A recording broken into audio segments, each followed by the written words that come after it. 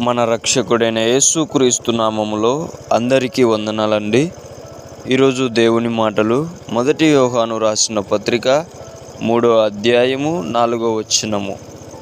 పాపము చేయు ప్రతివాడును ఆజ్ఞను అతిక్రమించును, ఆజ్ఞ అతిక్రమమే పాపము. ప్రియ దేవుని బిడ్డలారా, పాపం అంటే ఒకరి ఇంట్లోకి వెళ్ళి దొంగతనం చేసి తీసుకొని రావడమే పాపము కాదు. మనము ఎక్కడ ఉన్నామో అక్కడనే మనసులో దొంగతనం చేయాలని ఆలోచన పుట్టి ఆజ్ఞను అతిక్రమించినప్పుడే పాపం చేసిన వారం అవుతాం.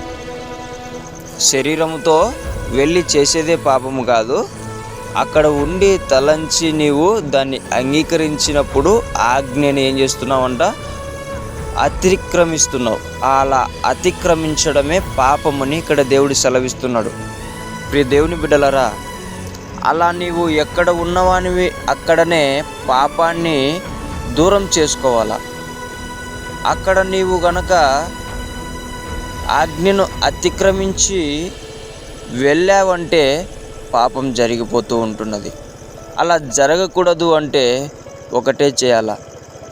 ఎంతమందికి దేవుడిచ్చిన ఆ పాత నిబంధనలో 10 ఆజ్ఞలు కానీ, వృత్త నిబంధనలో 2 ఆజ్ఞలు కానీ ఎల్లప్పుడూ తలించుతూ, ఎల్లప్పుడూ మనసులో జ్ఞాపకం చేసుకుంటూ భయం కలిగి, భక్తి కలిగి జీవించగలుగుతున్నారు? మీ హృదయముల మీద చేయి వేసుకొని చెప్పండి. కొంతమందికి అయితే ఆజ్ఞలు ఏంటో కూడా తెలియదు. మనం ఎలా క్రైస్తవులుగా ఉండగలుగుతాం? ప్రియ దేవుని బిడ్డలారా, ఎప్పుడైతే ఆయన కట్టడలను మనము మనసులో ధ్యానిస్తూ తలంచుతూ భయం కలిగి భక్తి కలిగి ఉండగలుగుతామో, ఏ పాపమును కూడా చెయ్యకుండా ఆ ఆజ్ఞలే మనల్ని కాపాడుతాయి. దేవుని ఆజ్ఞలు చాలా ప్రాముఖ్యమైనవి. ఈ లోకంలో మనల్ని పాపంలో పడిపోకుండా ఉండాలి అంటే, మనసులో పాపం జరక్కోకుండా ఉండాలి అంటే, నీవు ఆజ్ఞలు ఎల్లప్పుడూ తలంచుతూ ధ్యానిస్తూ ఉండాలి. నీకు గుర్తుకుంటే గనక, ఎల్లప్పుడూ కూడా అవి పలుకుతూ ఉంటే గనక ఖచ్చితంగా నిన్ను పాపం నుంచి కాపాడగలుగుతాయి.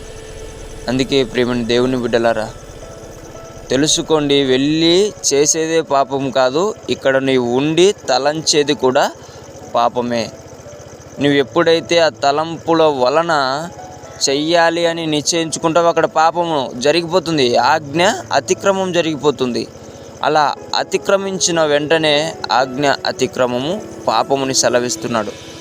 అందుకే అక్కడ అతిక్రమించుకోకుండా ఉండాలి అంటే నీకు ఆజ్ఞలు తెలిసి ఉండాలి. ఆజ్ఞలు నీకు తెలిసి ఉండి ఆజ్ఞలకు భయపడుతూ, దేవుని యందు నువ్వు భయపడుతూ ఎప్పుడైతే నిలబడగలుగుతావో ఖచ్చితంగా నువ్వు కాపాడబడతావు, దేవునికి ఇష్టునిగా జీవించగలుగుతావు.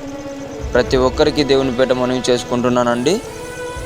ఆజ్ఞలు ఎల్లప్పుడూ కూడా తలంచుతూ ధ్యానిస్తూ జ్ఞాపకం చేసుకుంటూ పాపం నుంచి దూరంగా ఉండాలని దేవుని పేట మనవి చేసుకుంటున్నాను. దేవుడి మాటలను దీవించునుగాక. ప్రార్థించుకుందాం. యేసయ్యా, మీకు వందనాలు, స్తోత్రాలు ప్రభువా.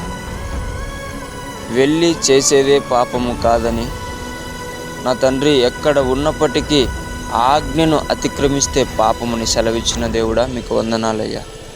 మాకు ఆజ్ఞలన్నిటినీ మా మనసులో పెట్టి పాపం చేయకుండా ఉండడానికి సహాయం చేయమని యేసు నామములో ప్రార్థిస్తున్నాము తండ్రి. ఆమేన్.